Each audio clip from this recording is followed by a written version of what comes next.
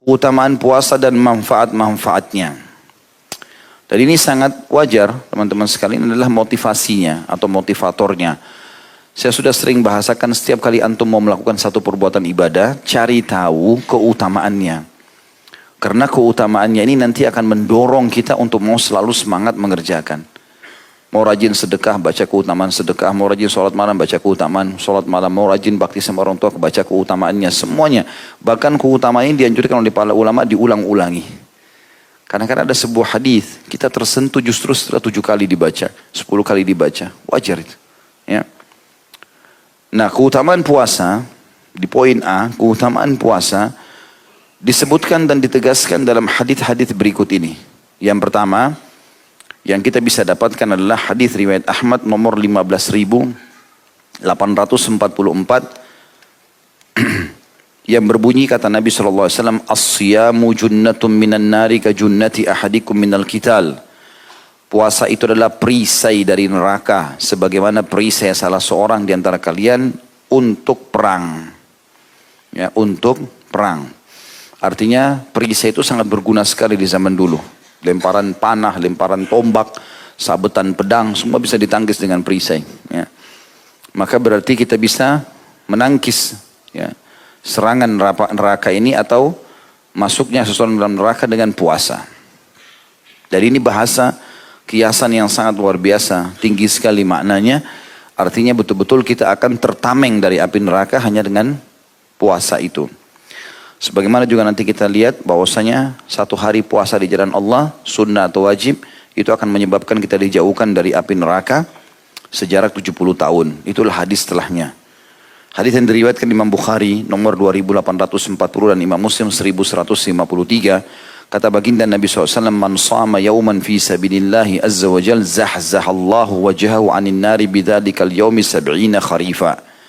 Barang siapa yang berpuasa satu hari di jalan Allah yang maha suci dan maha pemurah, maka Allah akan menjauhkan wajahnya dari neraka disebabkan puasa hari itu sejauh perjalanan 70 tahun. Ya, dan ini keutamaan yang luar biasa kata ulama, baik itu puasa sunnah ataupun puasa wajib. Jadi teman-teman tadi yang puasa hari Senin, ada masalah apa? Nah, putuskah tangannya? Butakah matanya? Habiskah tenaganya? Enggak. Jadi orang yang tidak puasa, was-was. Rugi antum nggak puasa, kenapa nggak puasa? Kecuali punya udzur-udzur syar'i. Dan memang ibadah itu teman-teman seperti bola salju, harus selalu digulirkan. Nanti dia makin besar, makin besar, makin besar. Kalau masih ingat dulu contoh rasional saya katakan, kita ini sama syaitan seperti orang yang lomba lari. Kalau antum tetap di garis start, syaitan di sebelah kita, dia bisa membuat kita ini tidak semangat. Seperti kalau musuh sebelah kita, kamu lemah, kamu nggak kuat, kamu pasti kalah. Kita terganggu dengan itu. Dan dia leluasa melakukan, bahkan dia bisa menusuk, bisa menendang, bisa menarik kita. Karena kita nggak lari-lari nih. Tidak memulai ibadah itu. Kalau antum sudah mulai Senin, Kamis puasa, sudah mulai masuk Ayyamul Bid, sudah mulai itu seperti orang yang sudah mulai lari. Musuh kita kalau dia tidak lari juga mengejar kita, dia nggak bakal dapat kita kan. Maka dia mulai berlari, tapi beda godaannya orang yang sedang berlari dengan orang yang diam di tempat. Kalau orang berlari, dia teriak, kadang-kadang kita dengar, kadang-kadang tidak. Bisa dia jangkau, bisa tidak. Kalau antum lebih cepat larinya, maka dia nggak bisa jangkau itu. Maka ibadah harus mulai dilakukan. Kalau enggak kapan? Kira-kira kapan antum memulai ini? Kalau bukan sekarang. Itu jadi sebuah poin penting. Mumpung masih muda, akhi dan ukhti. Mumpung masih sehat. Kecuali punya udzur syar'i berbeda. Ya, berbeda. Kayak pengantin baru mungkin. Mungkin. Terpaksa dia batal. Mungkin. Orang musafir. Sakit. Ya. Mungkin. Diundang oleh orang dipaksa buka puasa. Kalau sunnah mungkin. Tapi kalau tidak ada udzur masih kuat, Masya Allah. Tapi kan haus, Ustaz, lapar. Semua juga orang rasain itu. Tapi dengan seteguk minuman di saat buka puasa hilang semuanya. Kemudian juga yang ketiga adalah doa orang puasa diijabah. Apa yang dia sampaikan. Selama dia mulai menahan diri dari azan subuh sampai saat buka puasa. Di dalam hadis yang sahih riwayat Al-Hakim dan juga ini lafadznya Ibnu Majah riwayatkan di nomor 1753, Kata baginda Nabi SAW, inna lis-saimi 'inda fitrihi da'watun la turad. Sesungguhnya orang yang berpuasa itu mempunyai doa yang tidak akan ditolak saat ia berbuka. Sampaikan hajat yang paling tinggi, yang paling dibutuhkan. Bahkan dalam sebuah hadis yang dihasankan oleh para ulama, sesungguhnya orang yang puasa itu diijabah doanya selama dia dalam puasanya itu. Jadi mulai pagi, subuh sampai maghrib. Jadi kita bisa bayangkan teman-teman, kalau misal, ini contoh rasional. Seseorang di antara kita dipanggil ke istana presiden kah, atau ke mana tempat seorang yang punya kedudukan. Kemudian dia mengatakan, kalau yang datang kepada saya di jam sekian, maka saya akan terima semua jadi tamu dan apa saja yang dia mau dikasih. Misal pembebasan tanah, jabatan, mungkin orang semua pada antri. Kalau perlu minuman makanannya dipegang. Atau pagi kalau dikasih syarat, boleh tapi nggak boleh makan, nggak boleh minum. Mungkin orang semua akan lakukan. Harus datang pakai baju hitam atau jas hitam, baju kemeja putih. Pasti dilakukan semua. Hanya karena salah satu hajat dunianya diterima. Orang puasa akhi dan ukhti, pahalanya besar dan doanya mustajab. Langsung Allah SWT terima. Kalimat Nabi SAW tidak ditolak, artinya pasti diterima.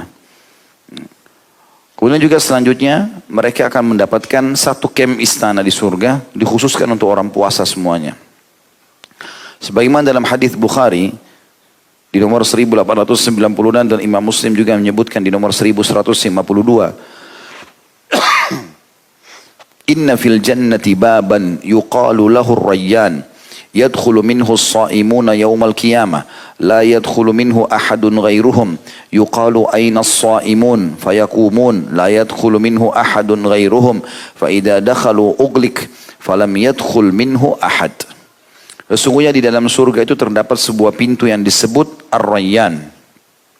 Orang-orang yang berpuasa masuk ke dalam surga pada hari kiamat melalui pintu itu dan tidak ada seorang pun selain mereka yang masuk melalui pintu tersebut. Ditanyakan di manakah orang-orang yang berpuasa, maksudnya rutin berpuasa. Kemudian mereka berdiri dan masuk melaluinya tanpa seorang pun selain mereka. Jika orang-orang yang berpuasa telah masuk, pintu tersebut ditutup sehingga tidak ada seorang pun selain mereka yang bisa masuk melaluinya. Kata ulama hadis yang dimaksud di sini adalah pintu-pintu surga sangat banyak, ada 8 pintu surga dalam hadis yang sahih dikatakan dan akan dipenuhi oleh manusia, gitu kan? Tapi ada satu pintu dikhususkan bagi orang yang rutin puasa sehingga tidak ada orang lain masuk di pintu itu. Karena pintu-pintu yang lain orang semua bisa masuk. Di sini dikhususkan. Itu makna yang pertama. Makna yang kedua adalah memang setiap muslim ya, kalau dia mengerjakan semua jenis ibadah ini, maka dia bisa memiliki istana di setiap pintu gerbang itu. Kata Nabi SAW, nanti akan ada orang yang dipanggil dari pintu sholat, pintu jihad, pintu sedekah, ya, pintu puasa dan seterusnya. Ya, kata Abu Bakar, ya Rasulullah, apakah ada orang yang dipanggil dari semua pintu itu? Maksudnya dia punya istana di setiap pintu gerbang itu. Tentu ini akan lain bentuknya, fasilitasnya, yang ini juga lain, yang ini juga lain. Kata Nabi SAW, ada dan aku berharap kamu salah satunya. Karena semua jenis ibadah maksimal dikerjakan oleh Abu Bakar radhiyallahu anhu. Itu yang dimaksud di sini. Poin B-nya tentang masalah manfaat puasa. Kata Syekh Abu Bakar Jazair rahimahullah, di antara manfaat-manfaat spiritual yang terdapat pada puasa adalah puasa membiasakan seseorang untuk bersabar dan menguatkannya, mengajarkan pengendalian diri dan membantunya dalam mengendalikan diri, menumbuhkan karakter-karakter ketakwaan dalam diri dan mendidiknya. Khususnya ketakwaan yang merupakan tujuan utama yang hendak dicapai setelah puasa seperti disebutkan dalam firman Allah Ta'ala Al-Baqarah 183. A'udzu billahi minasyaitonir rajim. Kutiba alaikumus siyamu kama kutiba alal ladzina min qablikum la'allakum tattaqun. Telah diwajibkan atas kalian berpuasa sebagaimana diwajibkan atas orang-orang sebelum kalian agar kalian bertakwa. Makna bertakwa patuh dan tunduk. Dan puasa ini yang bisa membuat jiwa seseorang siap untuk patuh dan tunduk kepada Allah. Karena setiap kali ada godaan makan, godaan minum, godaan syahwat, maka dia menepis karena Allah subhanahu wa ta'ala. Itu yang dimaksud dengan ayat ini. Jadi dengan puasa, secara otomatis dia akan terbiasa untuk sabar. Sedangkan manfaat-manfaat sosial dari puasa, diantaranya adalah bahwa puasa membiasakan umat Islam untuk hidup disiplin dan bersatu, mencintai keadilan dan persamaan, menumbuhkan perasaan sayang dan moral atau akhlak yang baik, sebagaimana ia melindungi masyarakat dari segala macam kejahatan dan kerusakan. Orang kalau ikut program puasa itu seperti ikut lembaga training. Ya. Di dunia ini banyak, di Indonesia juga sudah mulai berjalan ya. Dari beberapa tahun yang lalu, ada banyak lembaga-lembaga training, peningkatan skill spiritual. Kadang-kadang orang membayar sangat mahal hanya untuk ikut pelatihan itu. Karena mungkin dianggap trainernya bagus, mungkin programnya bagus, orang bayar mahal. Tanpa kita sadari teman-teman sekalian, dan semestinya kita menyadari masalah itu, kalau Ramadan adalah lembaga training massal yang sangat besar. Trainernya itu pengawasnya langsung Allah, ya, para staf-stafnya semua malaikat.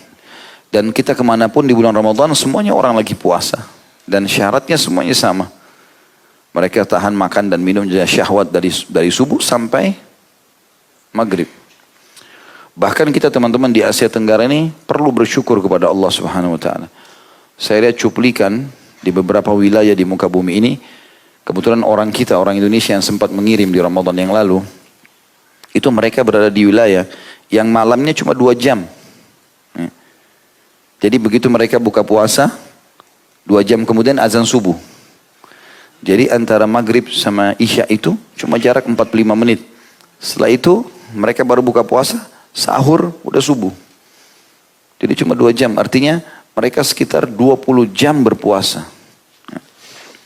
Kalau kita alhamdulillah di Asia ini, Asia Tenggara secara umumnya dari subuh sampai jam 6 sore maksimal gitu kan. Kalau kita hitung misalnya dari jam 5 sampai ke jam 12 siang itu 7 jam gitu kan.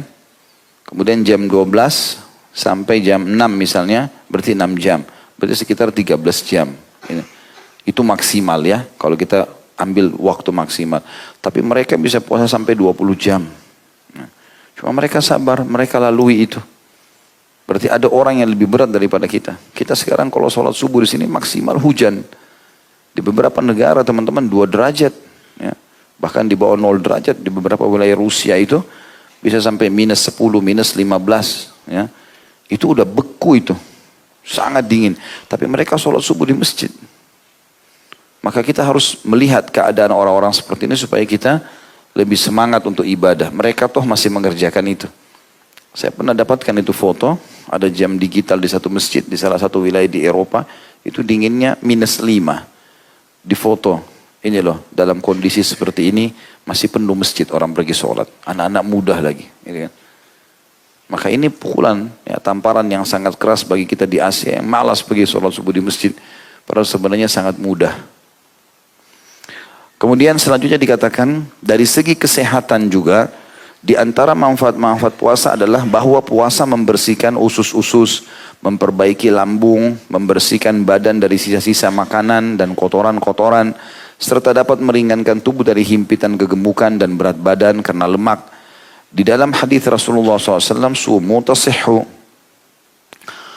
Berpuasalah kalian, niscaya kalian akan sehat. Yang disebutkan Ibnu As-Sunni dan Abu Nuaim dan As-Suyuti menghasankannya. Walaupun ada ulama yang menyelisih, yang mengatakan hadis ini lemah ya.